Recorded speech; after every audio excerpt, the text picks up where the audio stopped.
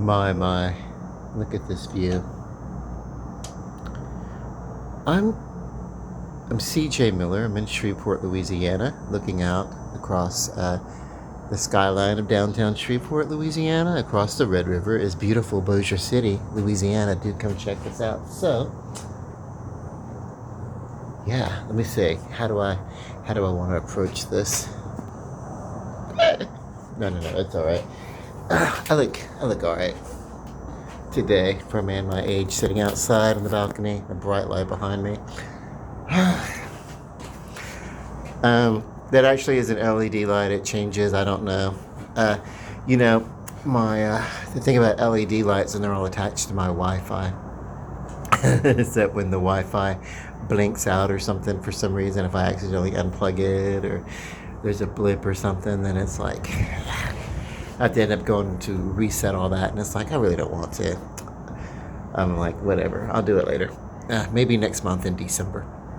Maybe that'll be my way of decorating. I'm not doing a lot of decorating uh, here. I'm not doing any decorating actually because we're doing holidays at my sister's apartment this year rather than mine. So I get a reprieve from all that. I'm doing some reflection, some reflecting, uh, and yay. That's always good, right? What I'm thinking about is, how wonderful it is to be gracious about things when things are going well. Um, you know,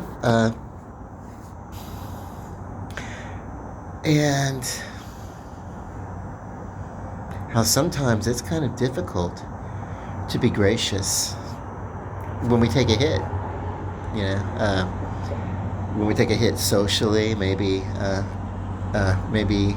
we find that we've rubbed some people the wrong way socially in our certain circles, and maybe they're taking a break from us, or maybe, I don't know. Maybe it's time for us to tighten our belts because we want to do something. Maybe I want to do something later on down the road, so I tighten my belt so I can afford to do that. Or maybe I just need to tighten my finances for some reason, but some of my peers, they don't necessarily find themselves in the same situation, so they're free to run around with each other in their groups, and maybe I can't do that. And so there's a feeling of we can call it anything that you want, but it's very similar to a feeling of displacement. You know, uh, whenever we find, because all of our instincts about the haves and the have-nots, we're human beings. Let's get with that. We're human beings. Human beings are innately social creatures. We were made that way because no matter how far off the grid we say we want to go live, we are social creatures. We need others. If we did that whole Grizzly Adams thing, well, that wouldn't work. We'd make friends with the wild thing out in the woods or something like that. There are people that I know who live outside. I mean, they do not have a dwelling to go inside to. They're basically are transient, they're homeless, whatever. And I've been there, and even then, those people will find peers. So we are a social species, and the reason why it's there for us is because, and it's not just something that we're just used to people, we're raised in families. No. This is all the way through nature. That sentient beings, any sentient being craves socialization, and it is because we need, in order to survive, to live as a species, we need to do that in groups. We can't do everything all at once, indefinitely, forever. If we had to, we would, but no, it wouldn't we saw that movie, and I'm pretty sure most of it was fiction. I think it was fiction. I don't think it was a real thing. That whole movie Castaway with Tom Hanks, and he was on the thing or whatever, and so he actually had made an imagination, a companion out of a soccer ball. Was it Wilson, right? So yeah. Um, you know, why am I saying this? Because whenever we take a hit, socially, financially, professionally, whatever, any kind of setback, especially if it's something that's maybe against our will, uh, and we have to wear those stripes for a while, of whatever, and we'll all do that. Our reaction, our most basic reaction,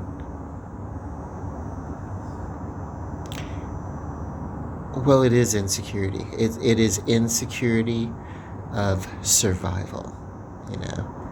It's wow, all my friends are running around and they're doing all this, and I can't do that with them because I don't have. Like, for instance, I'll tell you, I once had an experience, this is years ago in my. No, I would say I was in my 20s, but I was in my early 30s, my late 20s, early 30s, and I found myself um, in. I was in a rehab, right? I was still a using addict, so I was trying to get clean, and I was in a rehab, and everybody there seemed to have this new thing. Cell phones weren't new, but this new design, the Crazer. Do you remember them? They were real thin. If you're around long enough, it was called the Crazer, and you could like record, and you could uh, download these things called.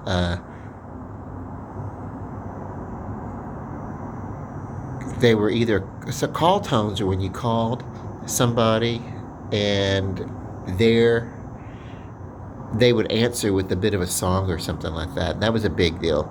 Then there was a thing called a ringtone, which we still have those. That's still the thing, where when someone calls you, you hear the bit of music or something like that, or whatever, the little bite, the little sound bite or whatever. But um, yeah, one of my good friends had the Crazer. Yeah, she was there with me, and she's gone on to do wonderful things with her life. By the way, I won't mention her name, but yeah, if you're local, you know who she is.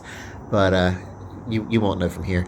But I admire her greatly. But she had this Crazer, and she would open it up. She'd play that song, "I'm Bossy," and it wasn't even they didn't even have like internet for them back then.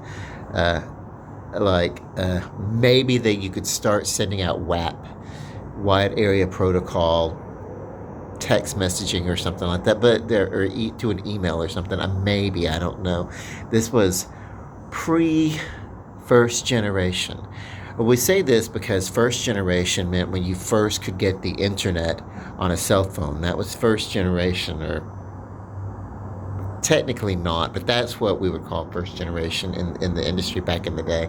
That would all be lumped in to just cell phones. Now, cell phones have actually been around since the 1940s. They were disguised as little devices, and you could plug them into outlets and things like that, and just basically call from tower to tower. But they weren't everywhere. There are a lot of they were in use in World War II. And everything. So you can see things like that. If you go back and you look at programming from that time, you'll get examples. Of course, in the 70s and 80s, car phones were a big deal, and that was a big part of it too. So, and then later on, they had the big walk-around phones or whatever. They look like a big, huge tumor on the side of your face. But you know. And then today, everybody basically has a phone, and it's basically, if you know how to use editing, and I'm terrible at that. It's right there. I could learn how to do it. I just haven't. It's basically about reading the manual. I asked somebody once about computer programming, and he said, "Well, if you just read the damn manual, you would know." That was a long time ago with learning about Oracle software and everything. early stuff that by now it's like people don't even do anymore. But yeah, it was like, if you just read the manual, dude, you'll know what's up. So, um, but yeah, my friend had this cell phone, the Crazer, and I was like, and she wasn't the only one. There were other people that had it, and it's like, how come even the most dire situations, I'm still the worst. I'm still the lowest. I'm still the bottom of the bottom. I still have less than the people who have nothing. I have, terrible this and that and everything. And feeling left out, feeling not a part of or whatever. Those are real feelings, but they're based in insecurity of what happens to my survival, my living, my what's going to happen to me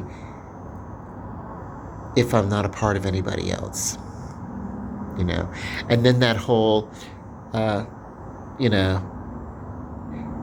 FTW, fuck the world attitude. I'm gonna just go live off the grid. That is a response and an instinct to not feeling a part of. It's a fight response to that whole flight or fight.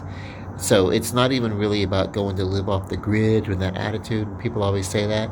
It's really more of a fight response because it's a survival. It's pushback against the idea that if I'm not part of somebody else, then I'm not going to survive or whatever. And the truth is, there's no way to really just disappear into, you can disappear from your peer group, but you're just going to find another peer group. You're just going to find, people are social creatures.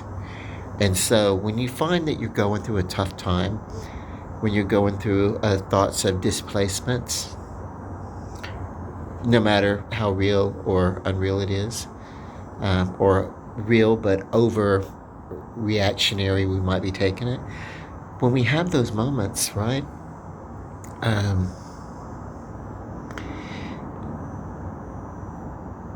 it's an instinct. It's an instinctual part of humanity.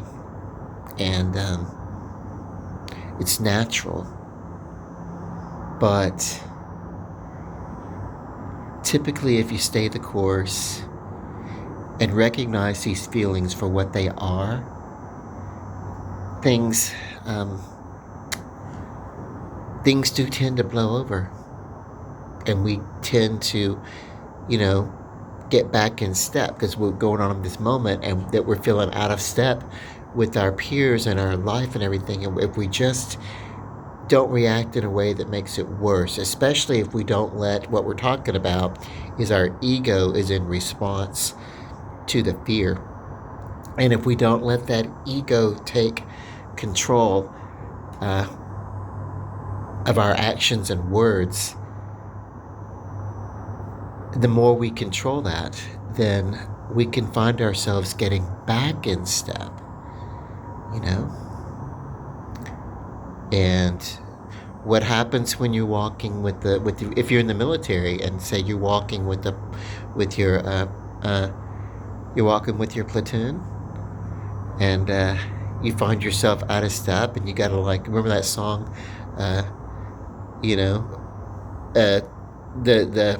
the ants go marching one by one, or the whatever, which is kind of bass. I was talking about being in a squad, but it reminded me of when Johnny comes marching home. When we were a kid, we used to sing, the ants go marching one by one, and the little one stops to tie his shoe. Or the ants go marching two by two, and the little one stops to tie his shoe. Whenever you find yourself out of step, you will get back in step and fall in line, and you will catch up to your platoon, your squad, your group, your people. You will find yourself back in step. Maybe you won't be in the same line, the same squad. Maybe you won't be in the same place. Maybe you'll be a step behind. But you're still going to be in that platoon or whatever. And eventually so if you take a step back and life gives us steps forward, They give us steps back, you know, and it's okay to not feel good about it. It's okay to feel bad about it, but we can't get lost in those bad feelings, and we can't get this attitude of what's the point. We can't let those moments where the wheel of fortune has not turned in our favor for whatever reason, be it an action. Usually for me, it's my own attitude and my own mouth, and my own things aren't happening fast enough, or things aren't happening the way I want, and so my mouth gets me into a lot of trouble. Sometimes my mouth will get me in trouble for not communicating efficiently and not saying anything at all, and sometimes it will get me in trouble for not communicating efficiently because I am saying too much and I'm being aggressive instead of calmly asserting what needs to be said, and what happens, whatever it is, whatever is going on, if I just remember that the feelings that I have when that wheel of fortune hits me and I have to take a step back, and I miss some opportunities, miss some financial opportunities. Maybe I can't do everything that I want to do. That maybe I have realism. I'm not a man of wealthy means, so I have people running around doing things in a group and I can't be with them because maybe I don't have the money or whatever. It's okay. I don't have to get mad and be like, "What? Screw you for not bringing me along," or whatever. It's not like that, all the emotions or whatever. If I just calm down and realize that my ego is the ego of an addict who's recovering, but an addict. Still, I want to keep it in check. Want to sit with my feelings and process them,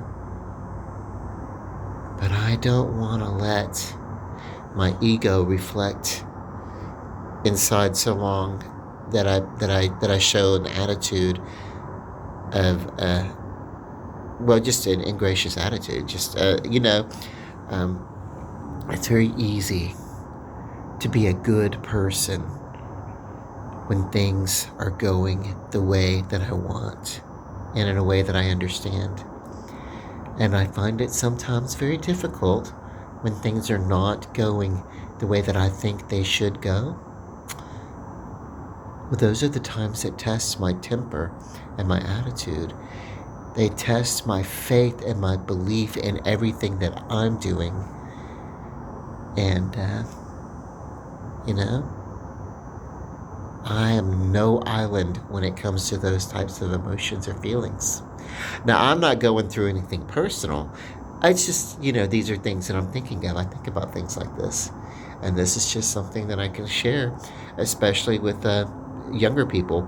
Just know, no matter what your status in life, you may be, and I've seen it. I have a friend who's like very, very, very, he's one of my best friends actually, very, very wealthy compared to me. And sometimes he takes a professional hit, and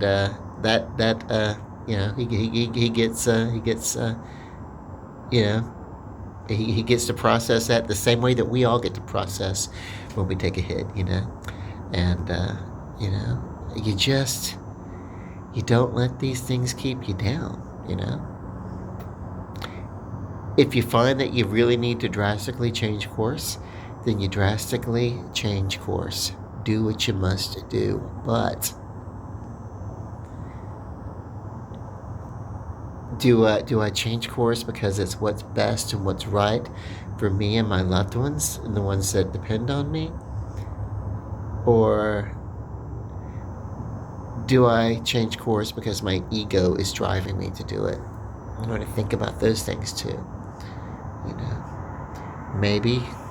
Maybe take some time, before making decisions. I'm not being, my mother used to be one of the ones too. Don't be so, you always My mother would be the one to tell me, "Hey, you need to make a decision. Don't keep going back and forth and back and forth." She called it being wishy washy.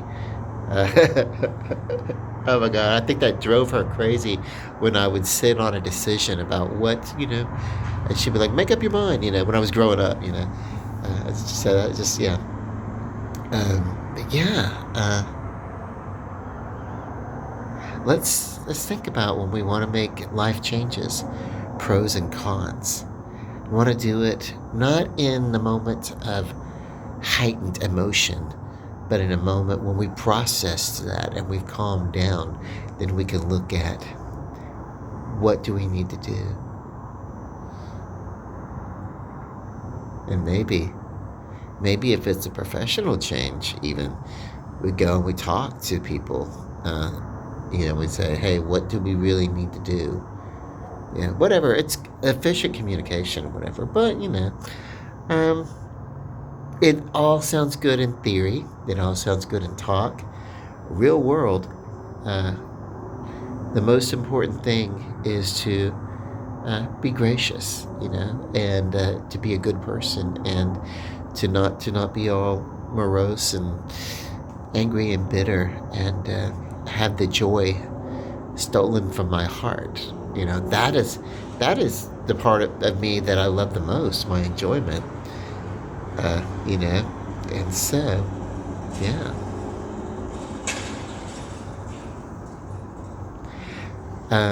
So I'm gonna go inside and stir the rice. I'm making some dinner. Hang on. Well, look at this. This slat here. I'm gonna have to end up replacing it or bonding it or something. I think I could do something. I think I may be able to save this slat. If not, I can find something similar to it. Uh, but yeah.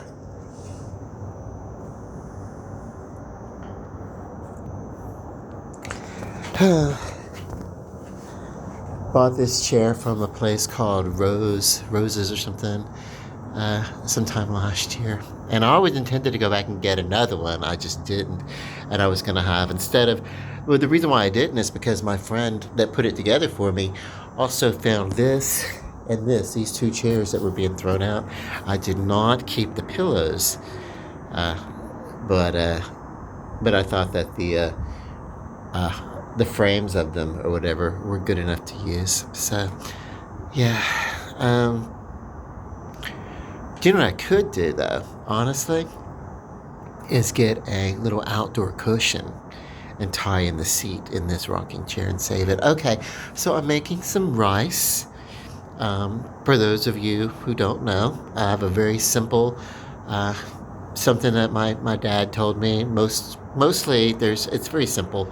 Rice is made better in small batches versus large batches, and if I'm gonna just make a white rice, long grain white rice, Longuine. Say it wrong. I had some dental work and it changed my speech pattern. So basically, I have to watch how I pronounce words, or I'll end up sounding like Elmer Fudd. But anyway, when I was a little kid, they used to tease me and call me Elmer Fudd. I'm hunting wabbit. Anyway, so I would say, I don't know, whatever. I just go figure. But yeah, kids tease each other. That's something else when I'm thinking about feelings of displacement. When I was a child, I didn't get along with my peers. I wanted to, but peers pick up on differences and insecurities, and they single out. At least they were brutal in my generation, and I think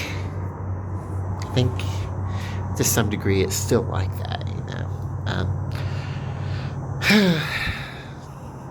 And some of those traumas will come into our adult lives, and we have to remember, hey, by the way, we're grown-ups now.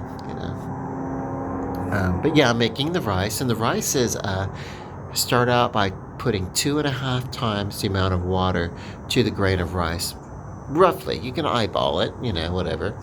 And then you want to leave it uncovered, and you want to bring your rice up to boiling in that water. And as soon as it starts to boil, put the lid on, cover it, and then reduce it down to a low simmer go for, but that should take roughly about 5-6 minutes.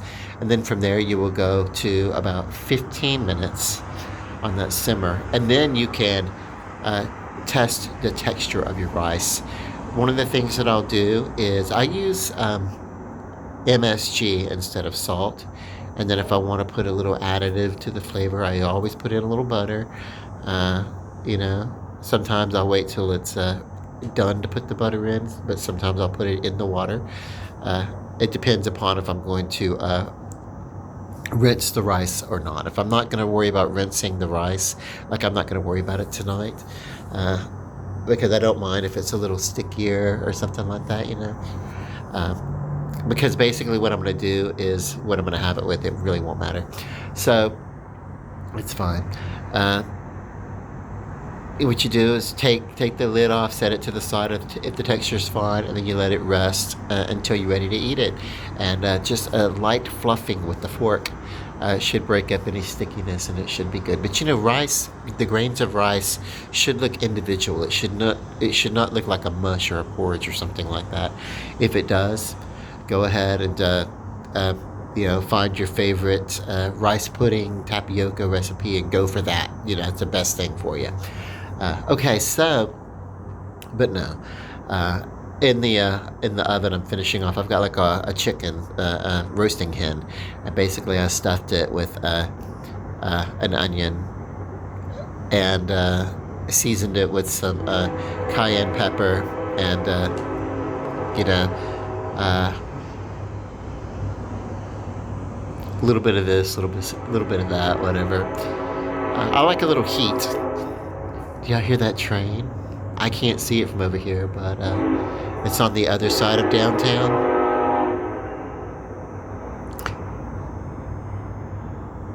And see that Fairmont building right there? The train is literally one block past that. There are the trains. And I used to live over there, and it I don't know. For some reason, the trains didn't bother me. I think it's because I used to live on Southern Avenue before the Interstate 49 came through. We lived in some shotgun duplexes, you know, where you start with the porch or front room. That's your living room, and then you have your bedroom, and then another bedroom, and then a little hallway in your kitchen. It's all one straight shotgun, the whole apartment. So it's like that, you know. We lived like that, but we lived on Southern Avenue, and directly across the street, and right up the hill, like basically we could look and see the tracks, and we lived so close to the train tracks there. And you never minded. It never, you know. It's never a big deal. And then, of course, the further away you move from noises like that, and then if you move back, then you'll be like, oh my God, I don't know how I could have ever, you know, but yeah. So anyway, yeah.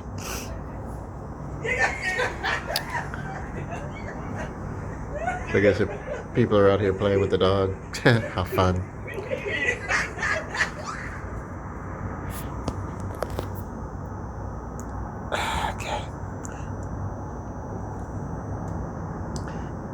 I find that I am a person who really loves being around other people. With all of our complications and all of our changing moods and all of our issues. And, you know,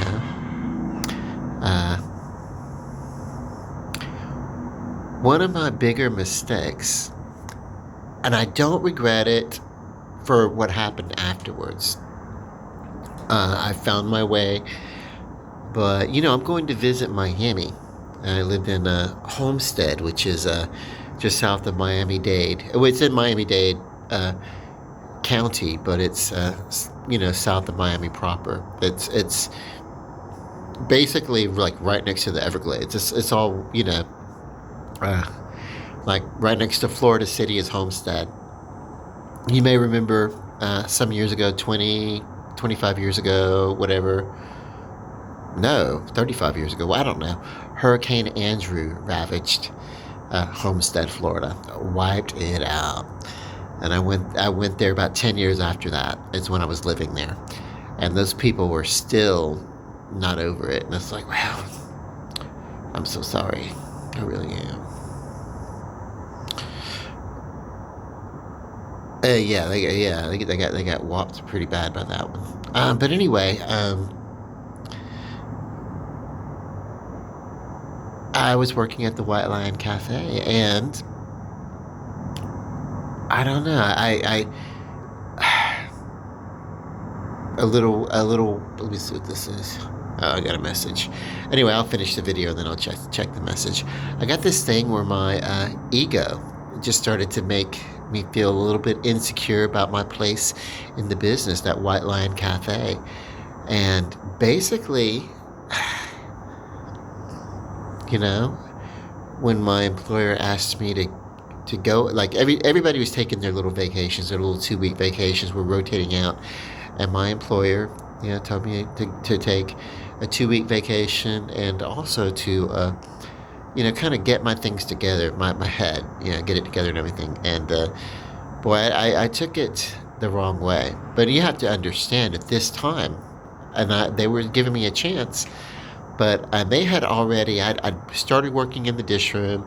In a short time, I moved to they were letting me work some in the dish room. They were letting me, uh, be a food runner and a table busser, and then they were letting me work, as a server, And so I was able to, kind of move out of the dish room and kind of move up. But at one point, I left the job so I could go work for another associate or whatever that did like I don't know, premium car washing or whatever. And it turned out that I sucked at that. I'm like, this is not me. I don't really need to do this. So they brought me back into the restaurant. They let me come back, and then I had been given this time, and in 2 weeks' time, I went and I got another job, and the job that I got was in a restaurant, and so for a couple of months I worked there, but that restaurant was folding. It was not doing so well in Homestead. Financially, it was not doing great, and so the White Lion Cafe let me come back for a third time. But I, by this point, had this attitude, this ego with me. And I can say that I brought it with me, and I didn't necessarily mean to, but things, just kind of got off, and I can say this now. And so my employers, they were like, and usually it was one of my favorite jobs ever, by the way. But my unwillingness to accept some criticism without taking it to heart as a threat to my security. That's really what the reaction was. It was, oh my God, I'm falling out of favor, and I'm not going to be, whatever. And if I could have just taken my lumps and sucked it up, what was to happen would not have happened. Within a few weeks of me coming back with not a few weeks, a few months. It was a couple of months, whatever. But they did decide, hey, we're gonna end up letting you go. And they even let me know, hey, we're giving you some notice. We're eventually gonna let you go. You need to start, you need to, and boy, I took that kind of hard, But I'm gonna go back and see them when I go down to Florida. The White Lion Cafe in Homestead, Florida. It's pretty good. Look them up on the internet. That's some fun food and everything. They're great. But even they've scaled back the hours by which they operate, because we used to run like days and nights. I think now they only open dinner on the weekends. But that used to be like a constant thing every night, lunch and dinner constantly. So I don't know. We shall see. I will tell you this. I will tell you that lost the job, and I loved the job, but I lost it, and that was due to my insecurities taking over. So what happened after that, though, was I did come back to, well, first I went to New Orleans for the Mardi Gras. I partied down there for about a month and a half, and then came back to Shreveport. And of course, that's when I decided to try to get myself together. So, and it took a couple of times, and I was staying in that rehab that I told you about with the Crazer phone and everything like that. Yeah. So yeah,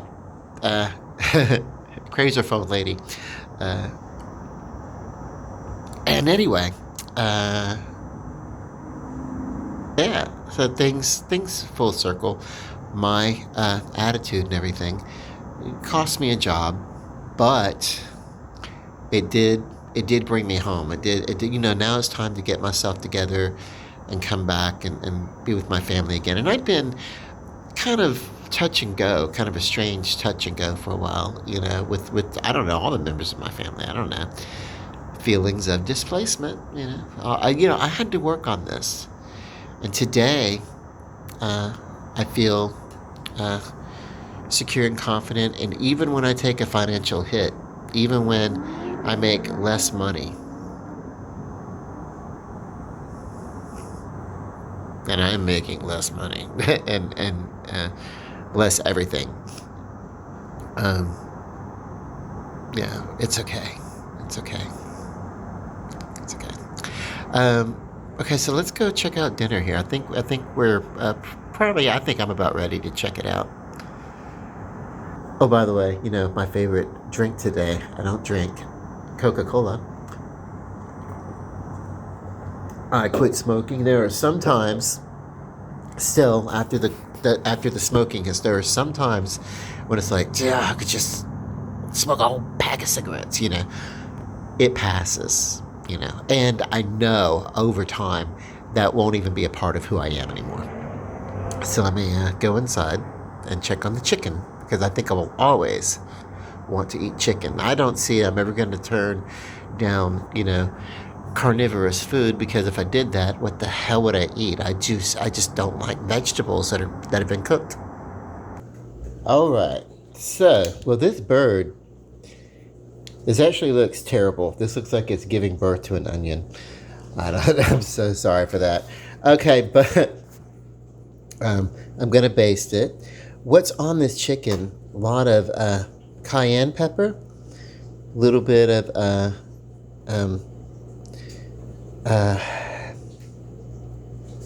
MSG, and onion and garlic powder.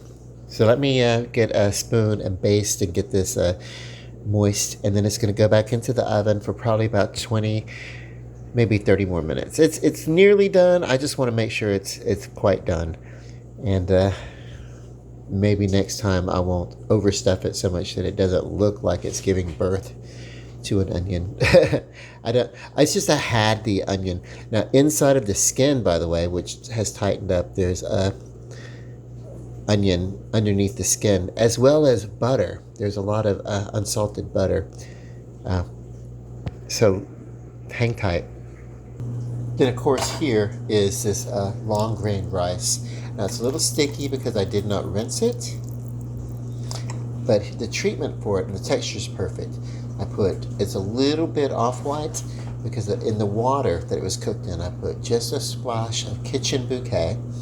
And if you've never heard me talk about this product, it's often used as a browning sauce, but you can use it in anything really, because it is a reduction of all your aromatic vegetables, radishes, cabbage, carrots, garlic, onion, just everything. So but it's caramelized, so I don't use much of it. It's a concentrate. So I put just a drop of it in, and I put in about an equal amount, a drop of balsamic vinegar into the water this was cooked in.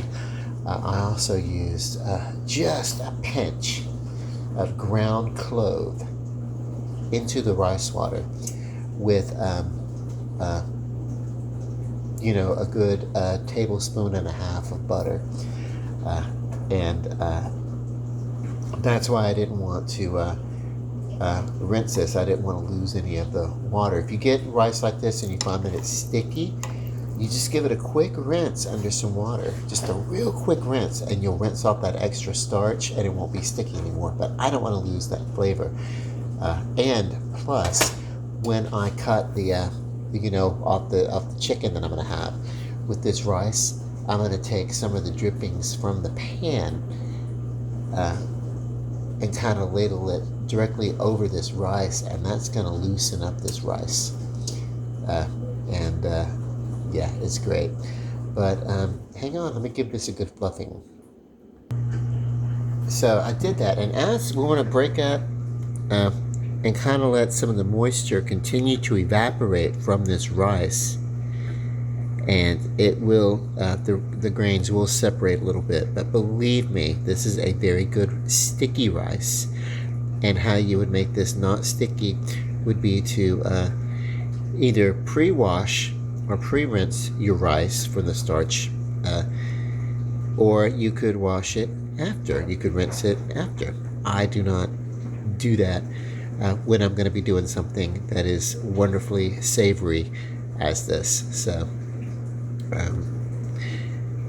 simply, this could very simply be turned into a rice pudding, by the way, with a little bit of milk and a little bit of brown sugar and things that you would go into making.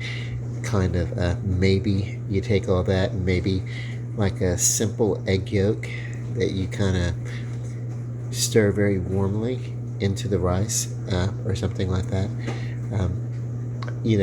Custard, take it, make a nice little custard and blend it into the rice or something. I'm not really much for rice puddings, but you could do that if you wanted to. But anyway, let's go back outside. We'll finish talking.